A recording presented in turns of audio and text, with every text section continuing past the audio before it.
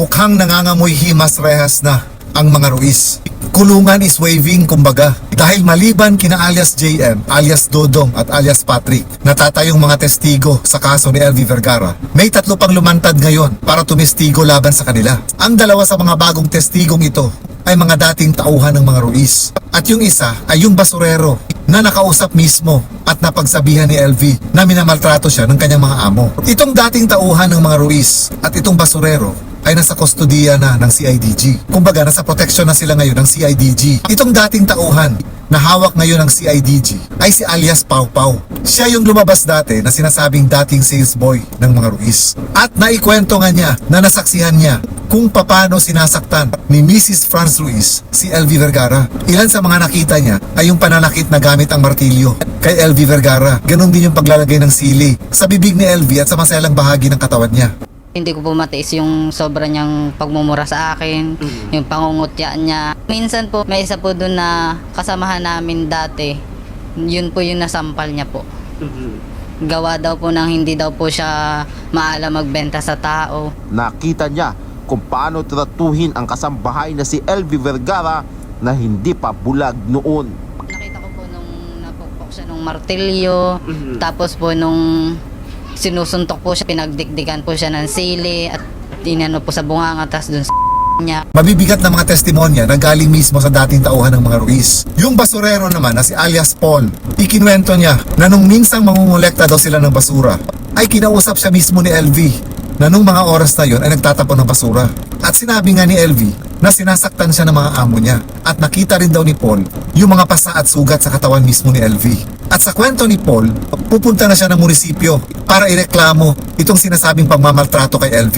Ang kaso nga lang daw, sabi niya, sinundan siya doon ni Mr. Jerry Ruiz at pinagbantaan at inutusan siya na burahin niya yung mga pictures na kinuha niya bilang patunay sa mga pasa at sugat sa katawan ni LV. Mabuti na lang din daw bago niya nabura yung mga pictures na ipadala niya na una ito sa kanilang group chat. So kahit nabura niya yung mga pictures sa cellphone niya, nasa group chat na nila yung mga pictures.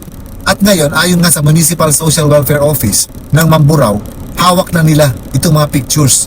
Nakuha ni Paul na magpapatunay na maraming pasa at sugat si LV sa kanyang mga katawan nung magkita sila. Hindi lang isang beses silang nagkita ni LV. Sa pangalawang pagkakataon ng pagkikita nila, ibang mga galos at pasa na naman daw ang nakita niya sa katawan ni LV. Yung sunod na hapot po namin, napansin ko na parang iba na naman yung sugat niya. Ang sabi niya, binubugbog na daw po siya doon. At itong pangatlong tetestigo laban sa mga Ruiz ay dati ring nagtatrabaho sa kanila. Tumagal ng 6 na buwan. Itong 57 years old na ngayon na si alias Maribel. Pumasok daw siya sa pamilyang Ruiz noong 2017. At ayon na sa kwento niya, nung mga panahon na yon ay nakita niya na si LV na nagtatrabaho na rin daw sa pamilyang Ruiz. At itong si alias Maribel, kinuwento nga niya na nakaranas din siya ng mga pananakit at pagmamaltrato kay Mrs. Franz Ruiz. Ayon sa kwento niya, wala daw araw na hindi siya sinasaktan ni Mrs. Franz Ruiz. Pero yung pinakasukdulan daw ay yung tinaga yung kamay niya. Mabuti na lang daw at hindi matalim yung ginamit na pantaga at parang ang ginamit yata ay yung likuran ng pantaga kung kaya hindi nasugatan si alias Maribel. Pero ito ang naging hudyat sa kanya na kailangang makalayas na siya sa pamamahay na yon bago pa lumala yung pananakit na gagawin sa kanya ni Mrs. Franz Ruiz. Handa na rin daw siyang tumestigo at pinag-iisipan din niya kung magsasampa rin ba siya ng kaso laban sa pagmamaltrato sa kanya ni Mrs. Franz Ruiz. Ang dahilan daw kung bakit lumitaw na siya ngayon ay dahil awang-awa daw siya nung mapanood niya ang nangyari kay LV na nabulag nga dahil sa pananakit at paggugulpi ng mga Ruiz, lalong-lalo na ni Mrs. Franz Ruiz. So kung sinasabi nitong dating tauhan ng mga Ruiz na 2017 siya nung pumasok siya bilang kasambahay sa pamilyang Ruiz at nakita niya na nung mga panahon na yon si LV, bakit ang sinasabi ni Mrs. Franz Ruiz sa Senado na 2020 nung namasukan si LV sa kanila? Alin ba talaga ang totoo, Madam Franz? Pati kami naguguluhan na sa mga sagot mo. Pwede ba sa susunod na hearing ng Senado, ayusin mo naman yung script mo? Dahil palalim ng palalim yung pagsisinungaling mo. Kaya ayan tuloy, nakakulong ka ngayon sa Senado dahil sa contempt. Siguradong sasakit din ang mga ulo ng mga abogado ng mga Ruiz. Lalo na ngayon na dumarami ang mga testigo laban sa kanila. Kaya dapat lang din siguro talaga na malaki ang ibabayad ng mga Ruiz sa kanilang mga abogado dahil hindi biro ang gagawing pagtatanggol sa kanila.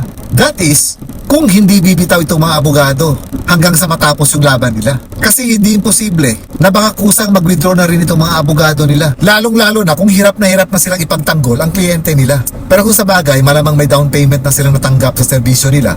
So kung mag-withdraw man sila, kailangan nila itong i-refund. So malamang tatapusin na lang nila yung laban.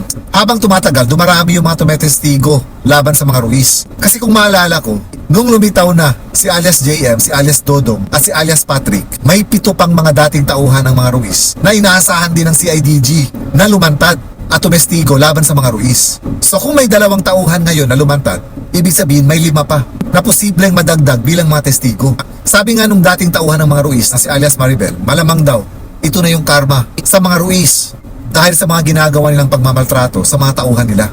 And I think this is true dahil talagang nabigyan sila ngayon ng napakabigat na pagsubok.